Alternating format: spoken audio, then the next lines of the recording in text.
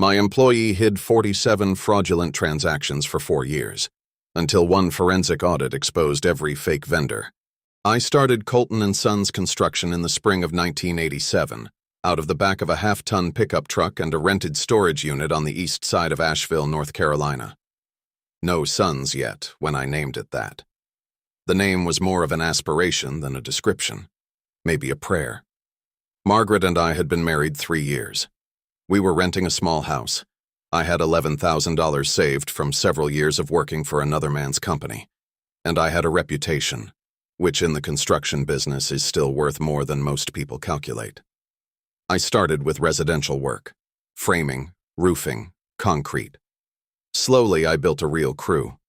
By the early 90s, I had commercial contracts, a real office, and a foreman named Ray Dunbar who I trusted completely, and who worked alongside me for 22 years before he retired. I kept records the way my father had kept records, obsessively by hand.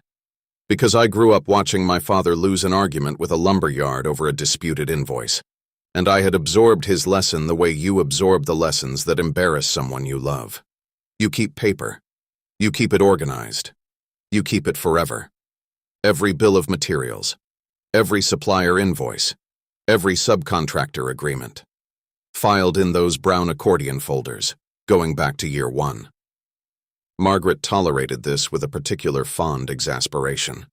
She'd walk past my home office on a Saturday and see me at the desk with a stack of supplier receipts and a cup of coffee, and she'd stop in the doorway and just look at me for a moment. She'd say, "Henry, a man who files concrete receipts on a Saturday morning has too much faith in paper and not enough in himself." I'd say the paper was exactly the point. She'd shake her head and go. But she never once said it was a waste of time. She just thought the volume was excessive, and then she'd bring me more coffee. I think about those Saturday mornings more than I probably should. Let me tell you what the company actually was before I tell you what happened to it. By 2015, Colton & Sons was carrying about 42 employees at peak season, including crews across 3 or 4 active commercial jobs at any given time. We had a good reputation in Western North Carolina. We did the kind of work that lasts, and our clients knew it and they referred other clients because of it. I had supplier relationships that went back to the Reagan administration. I had subcontractors I called first on every job because we'd worked together long enough that the communication was almost wordless. You get to a certain level of operating efficiency after 30 years, and things move with very little friction, because everyone involved has done this exact kind of work before, with the same people under the same standards. That efficiency, I later understood, was also what made the fraud possible.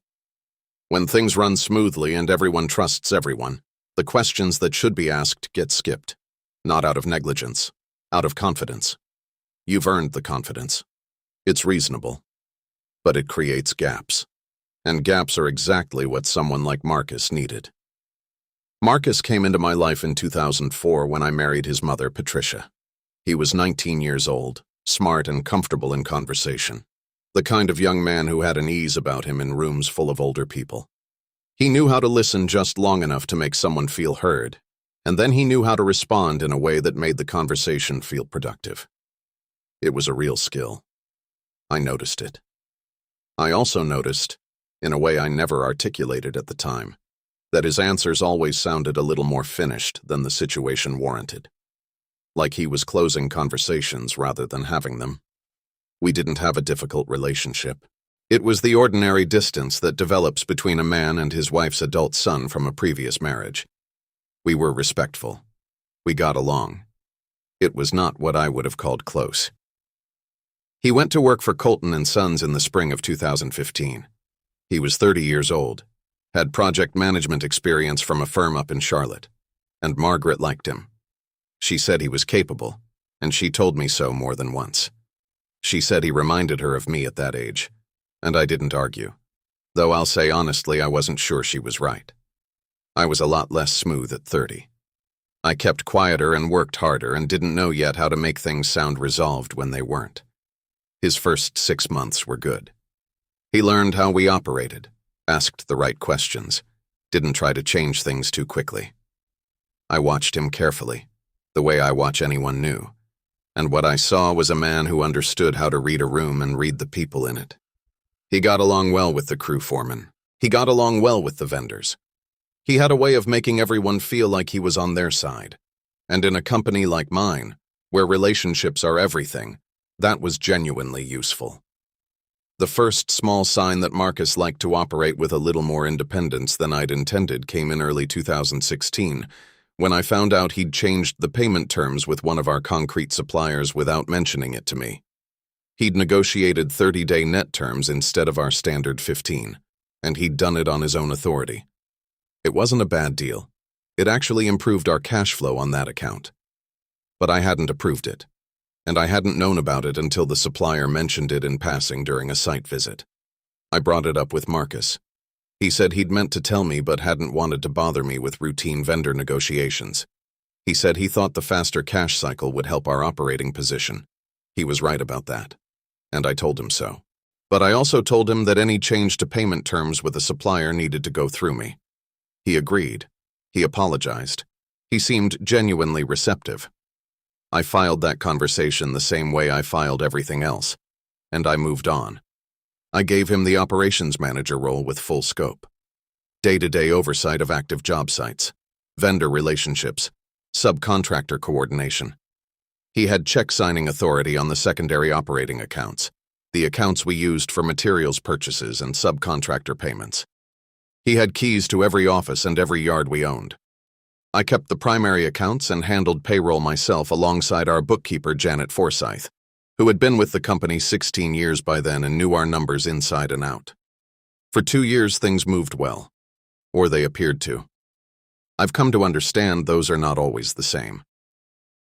In 2017, Margaret got sick. By February, we knew what it was, and by autumn, we knew how it was going to end. I was in the office less than I'd been in 30 years. Present but not fully present, which is the most honest way I know to describe it. Marcus ran the day-to-day with very little oversight from me during those months, and I was grateful for that. I say it genuinely. There were weeks in late 2017 when I was at her bedside every day, and the fact that operations were being handled without my constant attention was something I held on to. I did not look closely. I didn't have the capacity to look closely. Margaret died on the 14th of November 2017. I came back to full operations in January of 2018, quieter than before, slower in some ways, more deliberate in others. When you lose the person who was the whole of your domestic world, the office becomes a strange kind of place. Familiar in every detail and different in some way you can't fully name. The phone calls are the same. The job schedules are the same. The supplier relationships are the same, but you are not the same person answering them. And the person who used to tease you about filing concrete receipts on Saturday mornings is gone. I trusted Marcus more after that. I think grief does something to your defenses, quiets the instincts that are always slightly on alert in a man running a company. You need to rely on people. If someone is there and capable and present, you trust them more than you might have before. Because the alternative, looking hard at everything, questioning every explanation, requires a kind of energy that grief has already taken from you. I understand that now. At the time, I just thought I was being a reasonable manager and delegating sensibly. The first thing I wrote down came in the spring of 2018. A longtime subcontractor named Don Perryman called me one afternoon while I was eating lunch at my desk. Don had done concrete finishing work for us on and off since 1999. Reliable, honest, the kind of man you call back year after year because the quality is consistent and he picks up his phone. He wasn't calling to complain. He was confused. He said he'd received an invoice dispute notice from a company he had never worked with. Something with the word Colton in the name, he couldn't remember the exact form of it. The notice referenced a job site he'd worked for us, but listed a payment amount he didn't recognize. He wasn't sure if it was a clerical error or something he needed to respond to.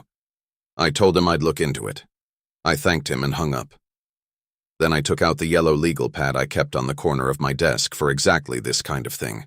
Follow-up notes, unresolved questions, things that needed a second look, and I wrote his name and the substance of what he'd told me. Company name with Colton in it. Dispute notice. job site he'd worked, amount he didn't recognize. Then I walked down the hall to Marcus's office and described the call. He listened without any visible concern. He said there had been some administrative crossover between a vendor account and one of our billing systems, a routine cleanup issue, and that he'd handle it directly with Dawn. He picked up the phone while I was standing there. Dawn called me back that same afternoon and said everything was cleared up. Just a paperwork confusion, nothing to worry about. I thanked Dawn. I did not throw away the legal pad note. That note sat in a drawer in my desk for nearly 3 years, but it was there, and it said what it said. I did not raise it with Marcus again. Not yet. The second red flag came about 14 months later, in the spring of 2019. I was reviewing job completion summaries for 3 commercial projects we'd finished in the first quarter of that year, comparing materials costs to our historical averages. This was something I'd done for decades. I knew what structural lumber ran per 1,000 board feet from the suppliers I'd used since the 90s. I knew what ready-mix concrete cost from Delmar Concrete, who I'd called first on poured work since 1994. I knew what our materials overhead looked like on a commercial job of a given size because I had 30 years of paper in those accordion folders that gave me actual numbers to compare against. The numbers I was looking at were running heavier than they should have been, given the job volumes. I raised it with Janet Forsyth. I told her the materials costs on the recent jobs felt soft to me, like they weren't tracking with the work we'd done. She pulled the invoices, compared them against the purchase orders, looked at the job records. She came back a week later and said she couldn't find anything obviously wrong. The invoices matched the purchase orders. The purchase orders matched the job records. Everything lined up. She was right. They did match. That was the problem, and I didn't understand it yet. I spent a Saturday morning going through the accordion folders and comparing the vendor names in the recent purchase records against the names in my historical files. Something caught my attention. Several suppliers I'd used for years, Heritage Building Supply, Delmar Concrete, Piedmont Materials out of Arden, had largely dropped out of our active purchasing. Their names were still in the vendor list on paper, technically still on the books. But the actual volume of orders had shifted toward newer vendor names I didn't recognize from any prior work. I mentioned it to Marcus the following week. I told him we weren't ordering much from the old line suppliers anymore and asked what had changed. He said better pricing. He said the newer vendors had come in with more competitive rates, that he'd run comparative bids and found real savings, that he'd been meaning to walk me through the full analysis when things calmed down a little on the job side. It sounded like something a responsible operations manager would do. And I was tired. The grief was still there in the way grief settles into the structure of daily life after the first year, present in everything, not incapacitating, just there. I told him to document the comparative bids and keep me in the loop on future vendor changes. He said he would. That was the second thing I wrote down.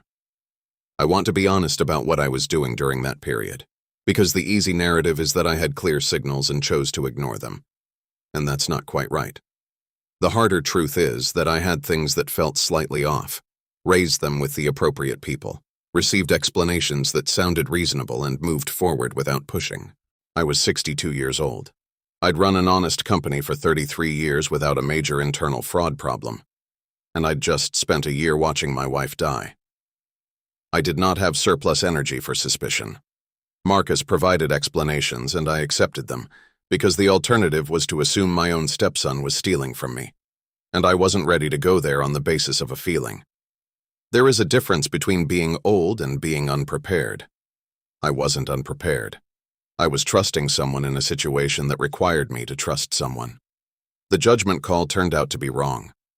Those are 2 different things, and it matters to keep them separate.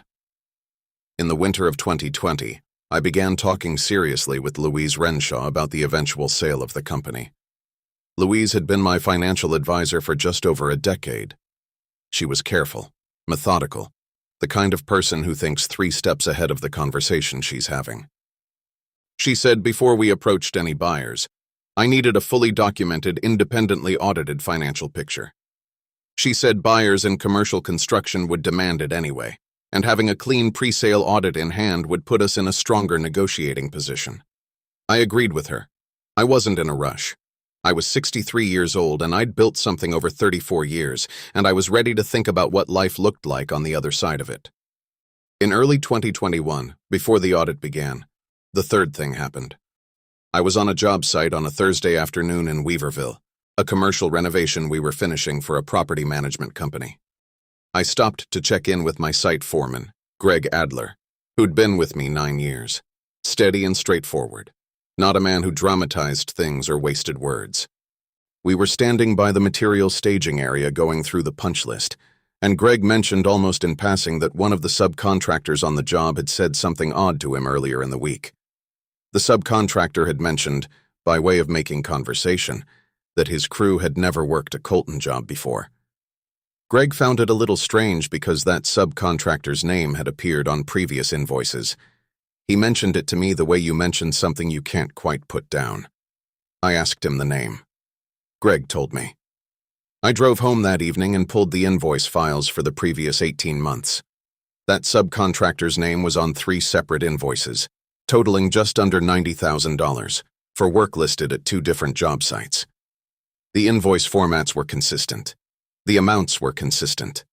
Everything in the files matched the job records perfectly. But the crew had never worked a Colton job. Their own foreman said so. I did not sleep well that night. I sat at the kitchen table in the quiet of the house and thought through everything I'd been setting aside. Don Perryman's call in 2018, the company name with Colton in it that he couldn't quite recall. The vendor names in the recent purchase records that weren't in my historical files. The materials costs in 2019 that ran higher than the job volumes should have produced. Greg Adler's offhanded comment on a Thursday afternoon about a subcontractor whose crew had never once worked for us. I thought about what Margaret would have said about all of it. She would have said something direct. She would have said, "Henry, you already know what this is. Stop adding it up and do something about it." I called Louise the next morning before 8 o'clock. I told her I wanted to move the audit up and I wanted an outside firm, not our regular accountants. She recommended Caldwell and Bryce in Asheville. She said they had done forensic work before and she trusted them. I asked her what forensic meant in this specific context, and she explained it clearly. I told her to retain them and begin as soon as possible. I told nobody else. Not Marcus, not Janet, not Greg. I went into the office that Monday and I behaved exactly as I always had. I reviewed job schedules, signed what needed signing, asked Marcus about 2 bids we had pending. He seemed fully at ease, cooperative, organized, the way he always was. I kept the receipt folders close. Caldwell and Bryce began their work in the second week of March 2021. They requested 11 years of financial records, all operating accounts, all vendor files, all subcontractor agreements going back to 2015. It took 3 separate document sessions to get everything to them. Marcus asked me once what the audit was covering. I told him it was standard pre-sale due diligence, which was true. He said he'd make sure all the operations files were fully accessible. He was helpful. He seemed unconcerned. The audit took 11 weeks. Those 11 weeks had a particular quality to them that I remember clearly. I went about my work. I met with clients, made operational decisions, drove to job sites. I ate dinner alone most evenings the way I had for 4 years. But underneath all of it, something was waiting. I'd been carrying that unease since mid-2019, and by 2021 it had become something more solid than a feeling. 3 separate things, written down in drawers, in my own hand. 3 things I hadn't been able to connect to anything certain. My father used to say, "Wait until you have paper in your hand." He said if you act on a feeling and you're wrong, you've broken something that can't be fixed. He said paper doesn't lie, and it doesn't forget. I waited. On September 3rd, 2021, I drove to Caldwell and Bryce's office on Merriman Avenue and sat down across from their lead auditor, Sandra Oates. She was composed and thorough, someone who had clearly delivered difficult findings more than once before. She placed a bound report on the table between us. 112 pages. She walked me through the summary findings. 47 line items identified as fraudulent, spanning the period from late 2017 through early 2021. Fabricated vendor invoices. Duplicate billing schemes, where the same service was invoiced twice under slightly different vendor names, pulled from two separate operating accounts at the same time to keep each individual transaction below the level where it would draw attention. She explained the pattern methodically, the way someone explains a machine they've taken apart and fully understood. Then she stopped and turned to a specific section in the middle of the report. She showed me a secondary LLC formed in 2018, called Colton Structural Group. Not Colton and Sons Construction. Colton Structural Group. The same first word. Close enough to my company's name that it could be mistaken for a division or a related entity. Over 3 years, this entity had received $340,000 in subcontractor payments from our secondary operating accounts. She slid the formation documents across the table. I looked at the signature on those papers. The handwriting on the formation documents was the same handwriting I had seen on every fraudulent invoice in the report. The same careful, slightly forward-leaning hand. The receipt did not scare me. The signature did. There is something specific about recognizing someone's handwriting. It is not analytical. It just lands, the way a voice lands. You know it before you've consciously decided to know it. I looked at that signature, and something became completely settled in me. Not loud, not dramatic, just settled. The way a question that has been sitting open for 2 years becomes an answer that was always going to be what it was. Sandra Oates watched me. I think she expected some kind of visible reaction. I asked her how confident she was in the 47 items. She said completely confident. I asked her for the total figure. She said $2,180,000. I looked at that number on the page for a moment. Then I thanked her, picked up the report, and drove home. I sat at the kitchen table with the report open and those brown accordion folders on the table beside it. I went through the fraudulent vendor names one more time, all of them, checking each one against 34 years of my own paper. 3 names appeared nowhere. Not once. Not in 1987, not in 1995, not in 2010. 3 vendors that had collected hundreds of thousands of dollars from my company had no record whatsoever in my files. I read the full report that night, all 112 pages. I finished close to 10:30. I did not call Marcus. I want to say something about that. People have asked me why I didn't pick up the phone and confront him directly. I understand the impulse behind the question.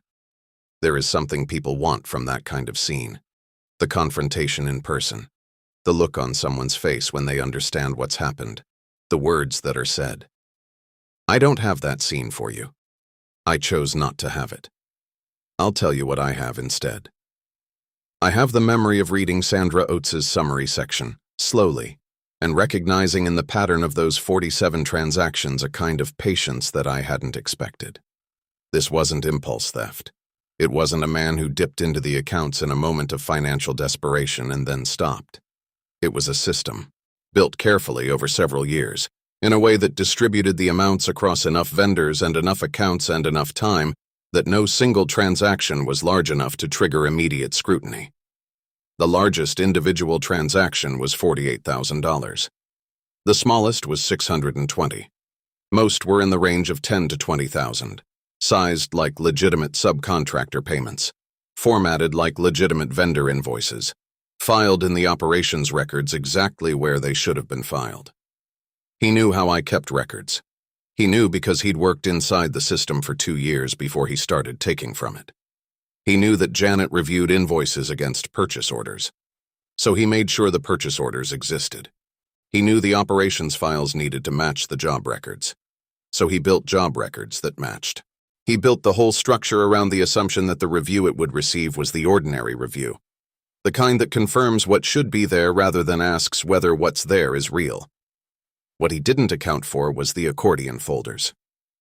34 years of legitimate vendor receipts, sitting in a cabinet behind my desk, against which his fabricated vendors had no history at all.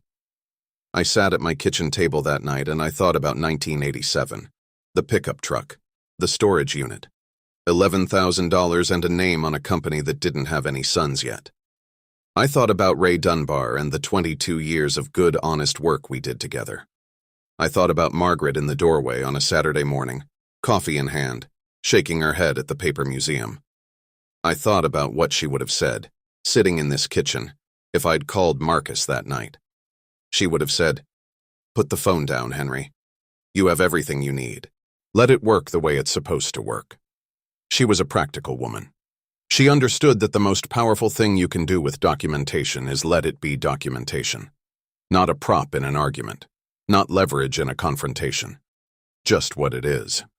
A record of what actually happened, delivered to the people and the processes that are designed to handle it. I poured a glass of water. I went to bed. 2 days later, I made 2 calls. The first was to Louise Renshaw. She already knew the general findings. Caldwell and Bryce had briefed her the day before. She'd spent that time consulting with a business litigation attorney and had already started outlining a civil complaint. When I called, she said she'd been waiting. She was organized and ready in the way people are when they've been quietly preparing for the same thing you have. She filed the civil complaint the following Tuesday. The DOJ referral went out that same week. I want to say clearly that I did not take those actions out of anger. I took them because what had been done was illegal and thoroughly documented, and because the right response to documented fraud is to put it into the proper legal process and let that process do its work. That is what Louise did. That is what the attorneys did. My job at that point was to make sure the documentation was complete and accessible, and I had 34 years of it ready. On the Thursday after the complaint was filed, I had a certified letter prepared for Marcus. The letter informed him that his employment with Colton & Sons Construction was terminated effective immediately, that his access to all company accounts, systems, and properties was revoked as of that date, and that all future communication should go through counsel. I did not deliver it personally. It went by certified mail. He called me 4 times that afternoon. I watched the phone on my kitchen counter. I let it ring. All 4 times. By the time the phone rang, I already knew everything. There was nothing left to say. Not to him, not in a personal call. Everything that needed to be said was already in a legal document, filed with the appropriate parties. A conversation with Marcus on a Thursday afternoon would have produced nothing the documents didn't already contain. And it might have produced something I didn't want, like a version of events shaped to sound sympathetic, or a request I hadn't thought through, or just words that would be harder to unhear than the silence I was choosing instead. I let it ring 4 times. I don't say that with satisfaction. I want to be clear about what I felt. It wasn't triumph. It was more like finality. Something that had been open for a long time had closed. That's a different feeling from celebrating. It was just the end of a particular kind of waiting. The civil proceedings followed their course. I won't go into specific outcomes because there are elements of the legal process still running, and my attorney has given me clear guidance on what to speak to publicly and what to leave alone. What I will tell you is that the documentation was thorough enough that the process moved efficiently. The Caldwell and Bryce report, cross-referenced against 34 years of my own receipts, left very little ambiguity about what had happened, or when, or through what mechanisms. I want to say something about the days after the certified letter went out because I think they matter.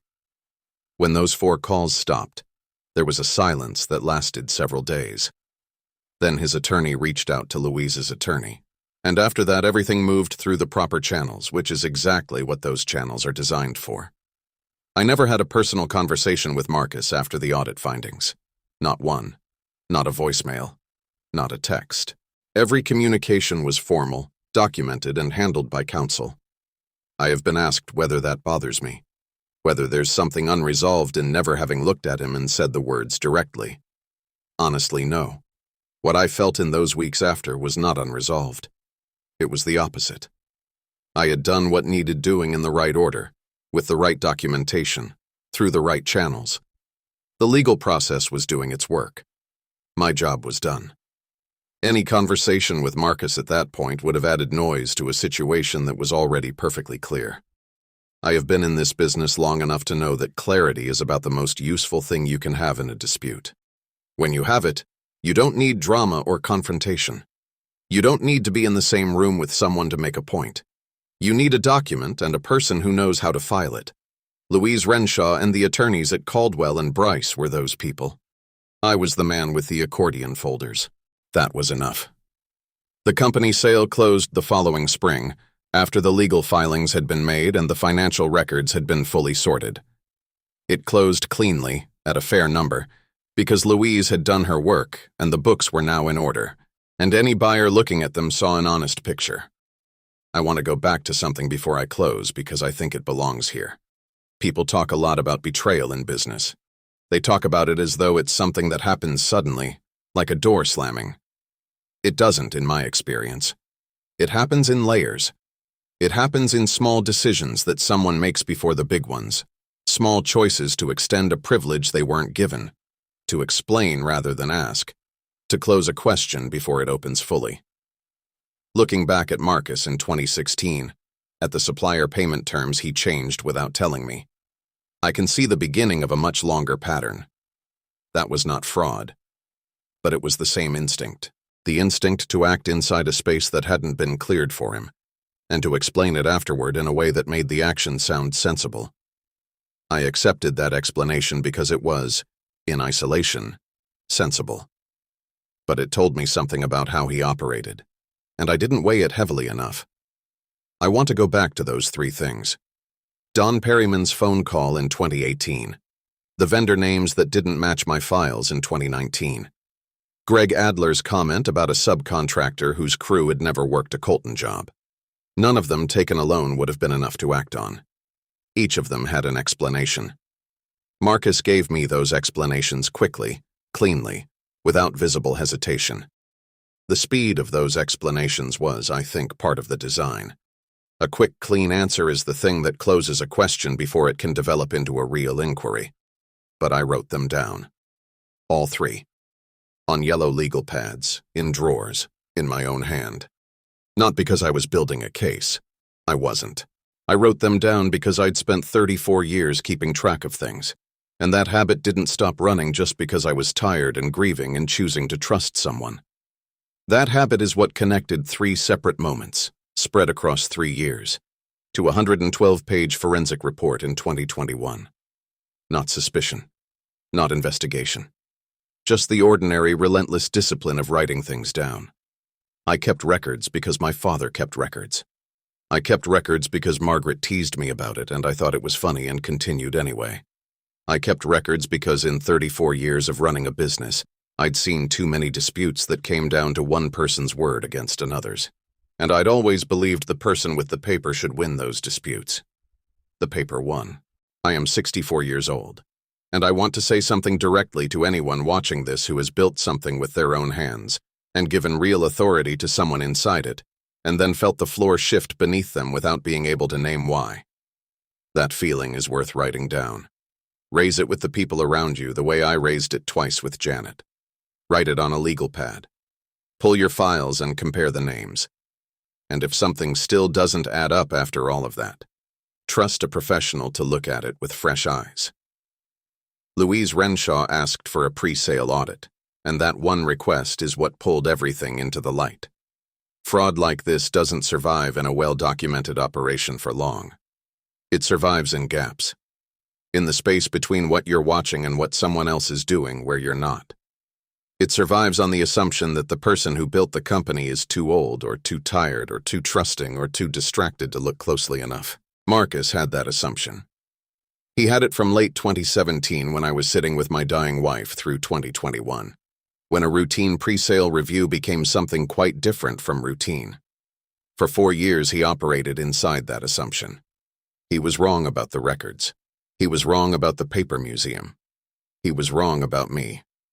I wasn't distracted by old age.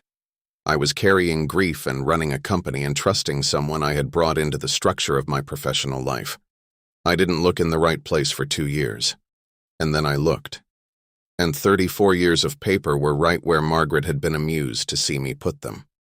I think about her when I think about how this ended. I think about that Saturday morning habit of hers. standing in the doorway with her coffee, watching me file things she thought I'd never need to look at again. She had a long view about most things. She would have had something to say about the accordion folders ending up at the center of a forensic audit.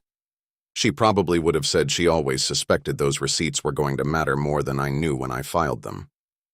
And then she would have been right about that, the same way she was right about most things. I miss her. That part of this story has nothing to do with Marcus or the audit or the legal proceedings. That part is just what it is. It's the shape of 30 years of a life. She's in that kitchen every time I sit at that table. And some nights when I think through all of this, I am grateful that those brown accordion folders were one of the few things she teased me about but never asked me to stop. Viewer question, and I mean it genuinely. Have you ever trusted someone completely inside your business, or your family, or inside anything you built with real sacrifice, and then discovered later that your own records told a different story than they did? I'd like to hear about it in the comments. These stories belong to the people who lived them, and they deserve to be told and heard. And if stories like this remind you that quiet people are not weak people, subscribe to my channel for more stories. Because sometimes the strongest response is the one nobody sees coming. My name is Henry Colton. I ran Colton & Sons Construction for 34 years. I started with $11,000 and my father's lesson about keeping paper. I filed every materials receipt over $500 from the first year to the last. I waited 11 weeks for an audit that took 4 years of fraud and put it on 112 pages. I let the phone ring 4 times. I never raised my voice. I raised the consequences.